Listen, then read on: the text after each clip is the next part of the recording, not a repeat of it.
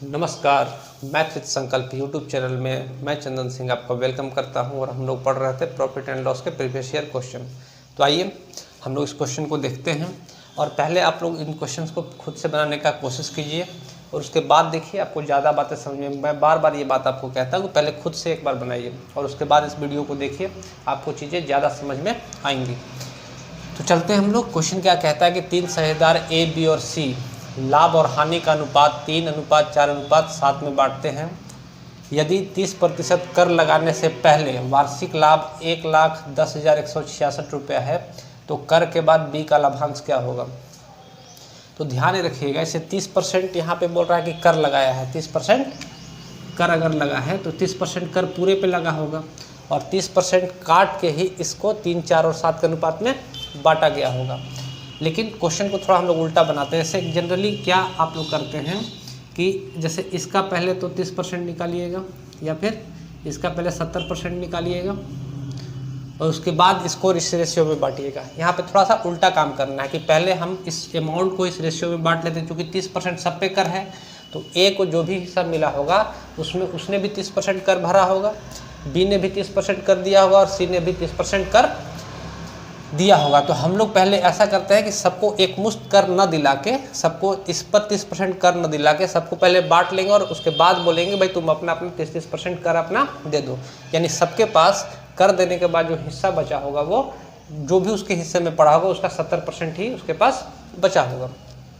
तो इस डाटा को हम लोग लिखेंगे कैसे। तो हमको पता है कि टोटल जो हिस्सा है वो 7, 4, 11 और 3 14 यूनिट है और इस 14 यूनिट को ही बांटना, इसको बांटना किस में है तो 1,10,166 रुपये में बांटना है। इतने में इसको बांटना है और क्या रहा है कि इसमें बी का हिस्सा कितना होगा। तो बी का हिस्सा इस 14 में से 4 यूनिट होगा। बी का हिस्सा कितना होगा 4 यूनिट होगा और बी को जो भी हिस्सा मिला होगा उसका 30% उसने कर दिया होगा। उसने 30% कर दिया, यानी बी के पास जो कर देने के बाद जो बचा होगा उसका 70% ही बचा होगा, यानी 7/10 बचा होगा। आपको इसी को कैलकुलेट करना है। तो इसको अगर हम लोग काटेंगे तो 14 दूना 28 और 2 बचे 10। इसको हम लोग डिवाइड कर रहे होंगे तो 5 दूना 10, 5 दूना 10, 0, 5 तिहाई 15 और 5 तिहाई 15 और 5 दूना 10। यानी हम कह सकते हैं कि बी के जो हिस्से में पैसा होगा वो 22,033 रुपये 20 पैसे पड़े होंगे और यही हमारे प्रश्न का उत्तर भी है। तो जैसे अगर आप क्वेश्चन को ध्यान से समझते हैं तो आप एक ही बार में इस क्वेश्चन को बना सकते थे। अदरवाइज अगर आप इसका 30% निकालने बैठे फिर बांटे तो आपको थोड़ा सा लंबा चला जाएगा। आंसर तो आएगा उससे भी, लेकिन थोड़ा सा लंबा चला जाएगा। हमको सिर्फ यहाँ पे सीखना ये था कि हम लोग ऐसा करते हैं कि पहले बांट लेते हैं, इसी पैसे को पहले बांट लेते हैं और उसके बाद सबका 30% हिस्सा निकाल देते हैं। यानी सबके पास जितना भी उसके पास पैसा होगा उसका 70% ही उसके पास होगा। तो उम्मीद है आपको ये बात समझ में आई होगी। चलते हैं हम लोग नेक्स्ट क्वेश्चन की ओर।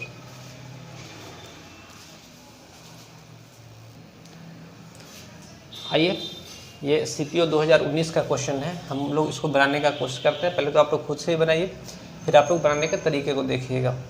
जैसे यहाँ क्वेश्चन में क्या कह रहा है कि ए ने 54.50 प्रति रुपये केजी की दर से 38 केजी चावल, 62 रुपये प्रति केजी की दर से 45 केजी चावल और 48 रुपये प्रति केजी की दर से 55 केजी चावल खरीदा। उसने मिश्रण को 65 रुपये प्रति केजी की दर से बेचा, तो उसके लाभ या हानि प्रतिशत को ज्ञात करें।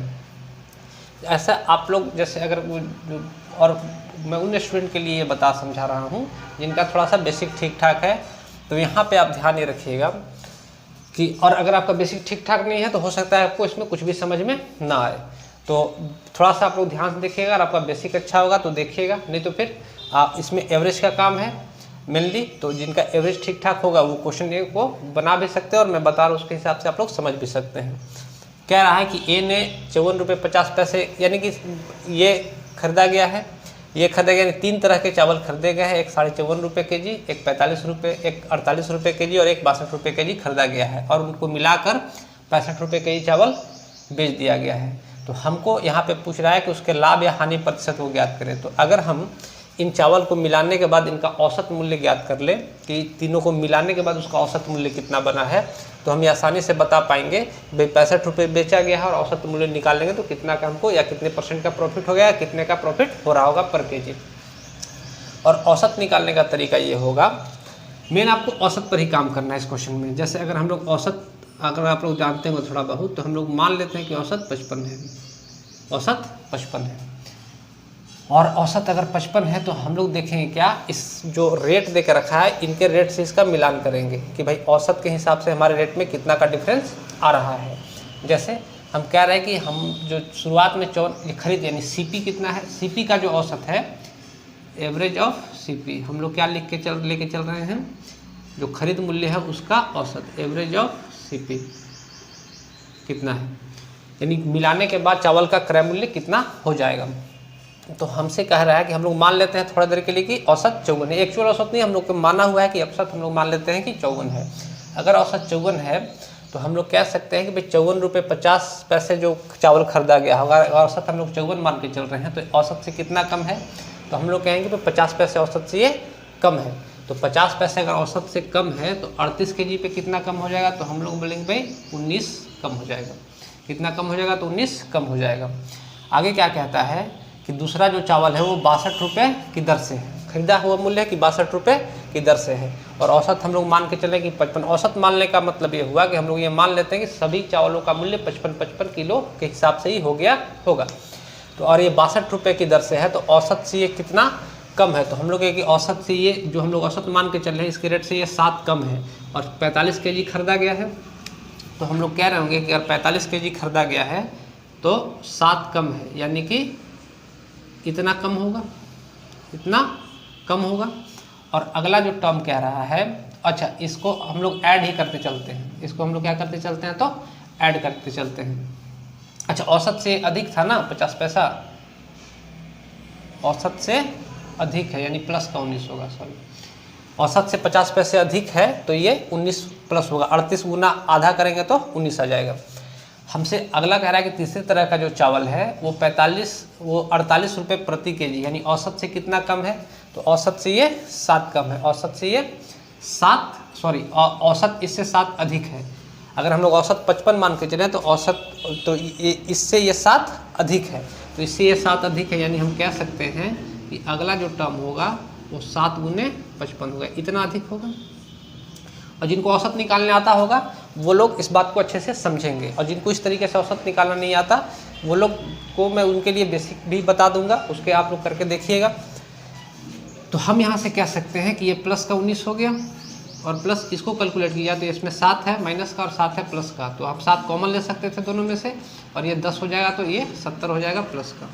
तो हम लोग यहाँ से कह सकते हैं कि ये 89 रुपये अधिक होगा। अच्छा कितना चावल हम लोग लिए हैं टोटल, तो टोटल चावल हम लोग निकाल लेंगे, तो टोटल चावल जो मेरा होगा वो 38 kg यहाँ होगा, 45 kg यहाँ होगा और 55 kg यहाँ होगा। 55 kg 45 kg 100 kg और 38 kg 138 kg होगा। इसको जब हम लोग डिवाइड करेंगे इससे, तो थोड़ा सा सीपीयू का क्वेश्चन है, कैलकुलेशन इसमें दे के रखा है, थोड़ा सा कैलकुलेशन आपको करना भी पड़ेगा। इसको भागा लगाइएगा तो डेसिमल बैठाते हैं और एक यहाँ पे 0 बैठा देते हैं। इसको भागा लगाइएगा तो ये जाएगा 600 6 18 780 और 8 48, तो ये 6 बार में गया।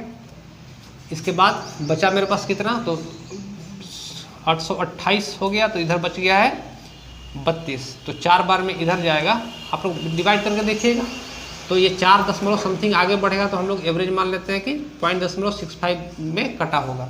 तो हम लोग ये कह सकते हैं कि औसत से जो भी हम लोग औसत मान के चले थे उससे प्लस 0.65 अधिक है। तो एवरेज एक्चुअल एवरेज निकालने के लिए हम लोग क्या करते हैं कि इस औसत को जो भी कम या अधिक होगा उस औसत को इसमें से हम लोग क्या करते हैं, तो अगर ये प्लस में है तो यहाँ माइनस करते हैं, और यहाँ पे माइनस आता तो यहाँ पे प्लस करते हैं। तो हम लोग इसको यहाँ पे माइनस करेंगे, तो इसको माइनस कीजिएगा तो हो जाएगा 5 3, ये हो जाएगा आपका 4 और ये हो जाएगा 5, यानी कि हम कह सकते हैं कि इन चावलों का जो औसत मूल्य होगा, औसत मूल्य जो होगा वो 54 रुपये 35 पैसे खरीद होगा। मतलब कि सारे चावल को मिक्स करने के बाद हम उसका खरीद मूल्य निकाल रहे होंगे तो 54 रुपये 35 पैसा निकल रहा होगा। और बेचा सारे चावलों को कैसे गया है, तो 65 रुपये पर केजी। तो हम प्रॉफिट यहाँ से बता सकते हैं कि सारे चावल खरीदे कैसे गए हैं, तो 54 रुपये 35 पैसे के हिसाब से, और बेचे कैसे गए हैं तो 65 रुपये के हिसाब से। तो हम लोग कह सकते हैं कि 65 रुपये के हिसाब से बेचे गए हैं, और 54 रुपये 35 के हिसाब से खरीदे गए हैं। तो हमको प्रॉफिट हो रहा होगा। तो कितने का प्रॉफिट हो रहा होगा, तो हम यहाँ से प्रॉफिट निकालेंगे। तो 10 में से 5 गया 5, 9 में से 3 गया 6 और इधर बच जाएगा 10, यानी कि इतने का प्रॉफिट हो रहा होगा। प्रॉफिट निकालते किस पे हैं, सीपी पे, और सारे चावलों का हम लोग एवरेज सीपी निकाल चुके हैं, यानी 54.35 मल्टीप्लाई बाई 100। यहाँ पे ऑप्शन देने के पीछे रीजन यही था कि लगभग नीचे 50 के आसपास है, ऊपर 10 के आसपास, यानी लगभग 20% के आसपास इसको प्रॉफिट हो रहा होगा। जैसे 10/50 होता तो हम डायरेक्ट बोलते भाई 20% प्रॉफिट है, और लगभग यही वैल्यू है तो लगभग 20% के आसपास प्रॉफिट हो रहा होगा। और लगभग 20% के आसपास प्रॉफिट हो रहा हो तो हम कह सकते हैं कि ये हमारा आंसर हो जाएगा। 20 के आसपास तो यही है। तो उम्मीद है आपको ये बात समझ में आई होगी, और अगर कम समझ में आई होगी तो दोबारा वीडियो देखिएगा। आपको इस बात का ध्यान रखें कि अगर आपको एवरेज निकालने के तरीके पता होंगे, आप इस तरीके से एवरेज निकाल पा रहे होंगे, तो ही आप लोग इस तरह से क्वेश्चन कर पा रहे होंगे। तो चलिए, या फिर हम लोग इसका बेसिक भी एक बार देख लेते हैं कि बेसिक से हम लोग कैसे क्वेश्चन कर पा रहे होंगे। तो बेसिक से अगर हम लोग औसत निकालना चाहें इसको, तो हम लोग कैसे कर रहे होंगे क्वेश्चन को। एक तो ये तरीका हो गया जहाँ से आप एवरेज थोड़ा आसानी से निकाल पाइएगा और आंसर आपका थोड़ा जल्दी आएगा। और बेसिक से अगर हम लोग उसको निकालना चाहेंगे तो आपको थोड़ा सा कैलकुलेशन ज़्यादा हो जाएगा, और आप एग्ज़ाम में बैठ के उतना कैलकुलेशन शायद नहीं कर पाइए। जैसे अगर हमको निकालना पड़ेगा तो कहेंगे क्या कि 54 रुपये 50 पैसे वाला चावल है 38 kg, प्लस ये खरीद निकाल रहे हैं, और कह रहा है कि 62 रुपये वाला चावल है कैसे, तो 45 kg, और तीसरा कह रहा है कि 48 रुपये वाला चावल कैसे है, तो 55 kg। और औसत निकालने के लिए संख्या से भागा देते हैं। एवरेज का तो आप लोगों को पता ही होगा फार्मूला, कि इसको जोड़ते हैं और नीचे वो नंबर ऑफ टर्म से भागा लगाते हैं। तो कितने केजी चावल हैं, तो हम लोग कहेंगे भाई 55, 45 और 38, यानी 138। इसको ऐड करके लिख दिया नीचे। अब आपको यहाँ पे गुना भागा करना पड़ेगा, तो आप इसको गुना भागा करके देखिएगा, कीजिएगा, तो आपका 54.35 ही औसत मूल्य आएगा। मैं इतना गुना भागा नहीं कर रहा हूँ, आपको बेसिक समझा दे रहा हूँ। और बाकी का काम तो यही है, 65 खरीद था तो प्रॉफिट निकाल लेंगे इस सीपी पर, तो बाकी का काम वही है। आपको सिर्फ इस टर्म को, आपको एग्जाम में बैठ के इस टर्म को आपको बचाना है, मतलब कि आपको इस टर्म को ज़्यादा आसानी से लेके आना है। जितनी आसानी से आप लेके आइएगा उतना जल्दी आपका आंसर भी आ जाएगा। तो चलिए हम लोग चलते हैं नेक्स्ट क्वेश्चन की ओर।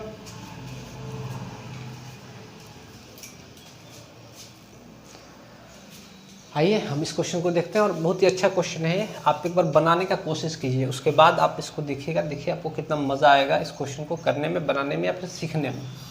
क्या कह रहा है कि एक साइकिल विक्रेता 516 प्रति साइकिल के लाभ पर 12 साइकिलों को और 129 रुपये प्रति साइकिल हानि पर 3 साइकिलों को बेचता है। बिक्री की गई सभी साइकिलों पर यदि कुल लाभ 15% हो तो प्रति साइकिल का मूल्य ज्ञात करें। तो काफ़ी कुछ इस क्वेश्चन में समझने के लिए, लेकिन क्वेश्चन बनेगा सिर्फ और सिर्फ एक लाइन में। तो आप इसको समझिए और खुद से एक बार बनाने का कोशिश कीजिए क्या कह रहा है।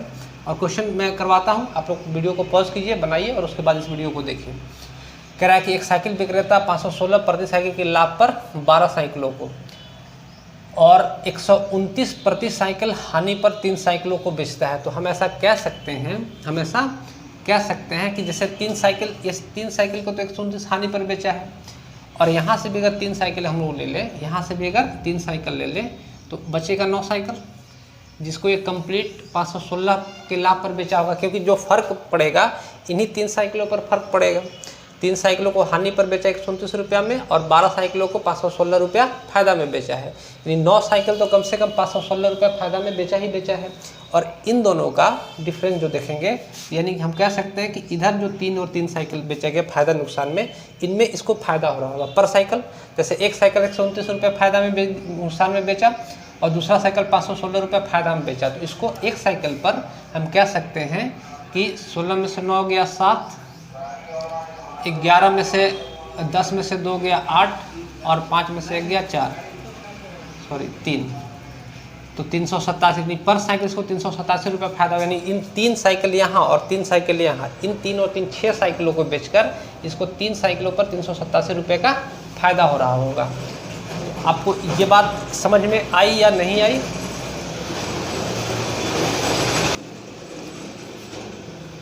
तो मैं इसको एक बार फिर से समझाने की कोशिश करता हूँ। जैसे हम कह सकते हैं कि जैसे यहाँ से एक साइकिल बेचा होगा, यहाँ से एक साइकिल बेचा होगा 516 रुपये में फायदा में, और यहाँ से एक साइकिल बेचा होगा 129 रुपये नुकसान में।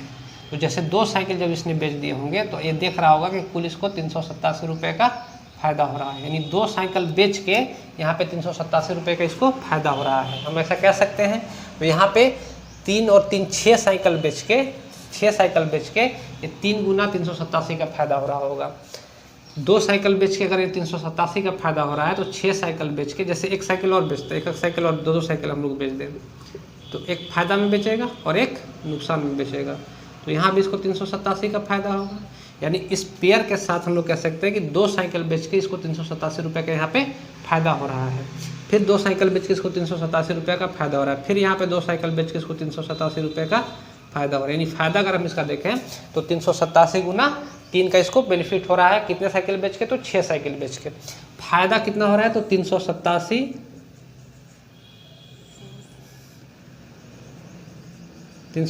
गुना 3 का इसको फ़ायदा हो रहा है। हमको चूँकि कुल लाभ दे के रखा है 15%, हम लोग सिर्फ प्रॉफिट लेके इसका चल रहे हैं। तो आइए हम यहाँ पे देखते हैं आगे क्वेश्चन में। आपको ये बात अब समझ में आ गई होगी। यहाँ पे अब देखिएगा ध्यान से कि अगर इसका लाभ का बात करें तो हम लोग यहाँ से कह सकते हैं कि 6 साइकिल बेचा होगा तो इसको 3 गुना 387 रुपये का लाभ हुआ होगा। 3 गुना 387 रुपये का लाभ हुआ होगा।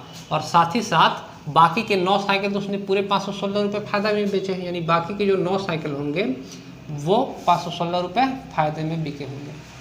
और ये जो फ़ायदा इसको हुआ कराएगा, कुल लाभ इसका कितना है? तो 15%। तो ये रिप्रेजेंट किसको करेगा? तो 15% को। तो 100% किसको रिप्रेजेंट करेगा? हम लोग यहाँ से निकाल लेंगे। अच्छा, यहाँ के बाद आप ध्यान रखिएगा, तो ये इसका लाभ का प्रतिशत हो गया, यानी कि इसका टोटल इसका प्रॉफिट हो गया कि 100% यानी क्रय मूल्य, तो 15% इसका 100% इसका क्रय मूल्य हम लोग मान के चलते हैं। तो हम लोग कहेंगे भाई इसका क्रय मूल्य हमको निकल के आ गया सभी साइकिलों का ये हमारा क्रय मूल्य हो गया।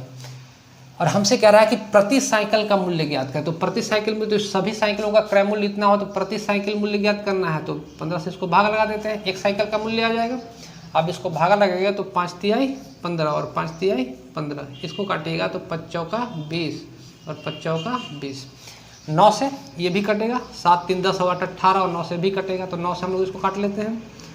तो 9 चौका 36 और 9 तिया 27, 9 से ये कट जाएगा। अब तो कुछ कटने के लिए है नहीं, सिर्फ इसको गुना कर देना, हमारा आंसर आ जाएगा। जैसे ये हो जाएगा कितना? तो 120 और 3 तिया 9, 129 प्लस 516 और गुना 4, यही बचा है।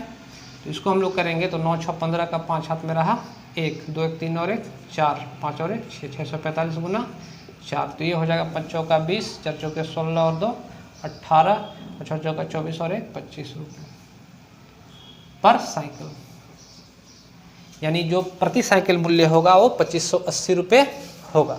उम्मीद है आपको ये बात समझ में आई होगी। आपको सिर्फ इसमें कैलकुलेशन का यहाँ पे ध्यान रखना चाहिए कि प्रॉफिट परसेंट देके रखा है तो हम लोग केवल और केवल प्रॉफिट लेके चल रहे हैं। यहाँ पे आपको ध्यान रखना है कि 3 साइकिल नुकसान में है और 3 साइकिल फायदा में है। 3 साइकिल जो फायदे में बेचे गए 516 में और नुकसान में बेचे गए 129 में, यानी कि हमें कह सकते हैं कि 387 रुपये का फायदा हो रहा होगा, यानी 3 साइकिलों को बेचने पर। तो एक साइकिल को बेचने पर, यानी इस एक पेयर में 3, एक इधर से और एक इधर से, एक पेयर साइकिल बेचने पर हमको 387 रुपये का फायदा हो रहा होता है। ऐसा हम लोग कितना पेयर बेचे? तो 3 पेयर। तो फायदा कितना होगा? तो 3 गुना 387। और बाकी 9 साइकिल पर हम तो 516 रुपये फायदा कमा ही रहे हैं। तो ये 15% को ये रिप्रेजेंट किया तो 100 का रिजल्ट कितना होगा? और प्रति साइकिल पूछ रहा है तो टोटल साइकिल कितने थे? तो 12 और 3 15। तो 15 से हम लोग यहाँ पर डिवाइड कर दिए और हमारा आंसर आ गया। उम्मीद है आपको ये बात समझ में आई होगी। चलते हैं हम लोग नेक्स्ट क्वेश्चन की ओर। तो आइए इस क्वेश्चन को देखते हैं। आसान सा क्वेश्चन है और उम्मीद है कि आपको ऐसे क्वेश्चन बहुत सारे मिले होंगे और आप लोग बना भी लिए होंगे।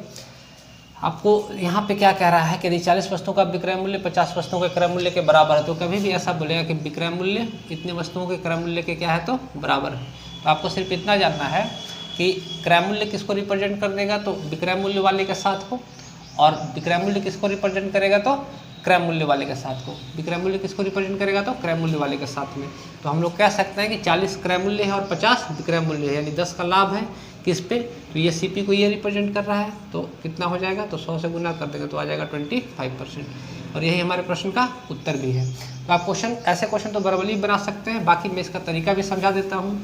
क्वेश्चन क्या कहता है कि 40 वस्तुओं का विक्रय मूल्य, हम लोग लिख सकते हैं कि 40 वस्तुओं का यानी 40 SP सेलिंग प्राइस बराबर है किसके, 50 वस्तुओं के क्रय मूल्य के यानी कि CP के। तो यहाँ से SP और CP का जब रिलेशन बनाइएगा तो CP बटा SP इसको ले आते हैं, ये क्या हो जाएगा तो 40 बटा 50। तो हम लोग कह सकते हैं कि ये 4 बटा 5 हो जाएगा, 0 से 0 कट गया तो CP क्या हो गया 4 और SP क्या हो गया 5। जो 4 की वस्तु 5 में बेची गई है तो 1 का प्रॉफिट है किस पे, तो CP पे 4 पे। 1 बटा 4 किसका फ्रैक्शन बनेगा तो 25% का। ये बनाने का तरीका है, आसान सा क्वेश्चन है इसलिए ले लिए ताकि आप हमें ये सिखा सको कि इसको आप वर्बली भी कीजिएगा।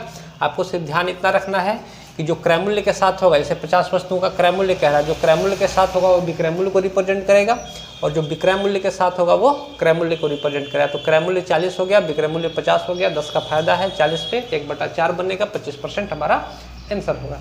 चलिए हम लोग नेक्स्ट क्वेश्चन की ओर चलते हैं। आइए इस क्वेश्चन को करने का कोशिश करते हैं और ये क्वेश्चन आसानी है। कह रहा है कि 2 वस्तुएं 9720 रुपये में 1 की दर से बेची जाती है, प्रत्येक वस्तु को 9720 रुपये में दोनों वस्तुओं को 9720 में बेचा गया है। पहली वस्तु पर विक्रेता को 8% लाभ तथा दूसरी वस्तु पर 10% हानि होती है, उसका कुल लाभ या हानि क्या है, हमसे ये पूछ रहा है। तो जैसे ही हमको ये बोला कि प्रत्येक वस्तु को 9720 रुपये में 1 की दर से बेची जाती है, वैसे हमको इस बात को समझना है कि इनका विक्रय मूल्य जो है सो समान है। तो आप क्वेश्चन जिस भी तरीके से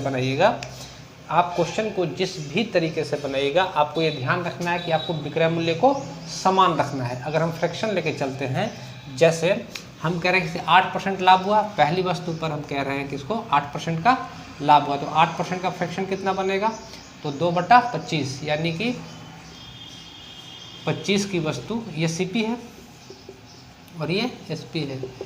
तो 8% लाभ पर यानी 25 की वस्तु कितने में बेची गई 27 में। दूसरी वस्तु के बारे में कह रहा है कि 10% का इसको नुकसान हुआ, यानी 10% की वस्तु कितनी में बेची गई तो 9 में। आप ध्यान ये रखिएगा कि क्वेश्चन में जैसे बोला कि दोनों वस्तुओं को 9720 रुपया 1 की दर से, यानी दोनों वस्तुओं का विक्रय मूल्य जो है वो समान है। तो यहाँ तो विक्रय मूल्य अलग अलग है, तो हम लोग करते क्या है कि इनके विक्रय मूल्य को समान करते हैं। ऊपर नीचे समान संख्या से हम लोग गुना कर सकते हैं, तो ये भी 27 हो गया बिक्री और इसका भी 27 हो गया बिक्री। अब हम कह सकते हैं कि दोनों वस्तुओं का कंबाइंड रूप से जो क्रय मूल्य है वो 30 और 25 55 यूनिट है, और दोनों वस्तुओं का जो कंबाइंड विक्रय मूल्य है वो 27 और 27 54 यूनिट है। तो हम यही से बता देंगे कि इसको 1 यूनिट का 55 में खरीद के 54 में बेच दिया, यानी 1 यूनिट का इसको क्या है तो लॉस है।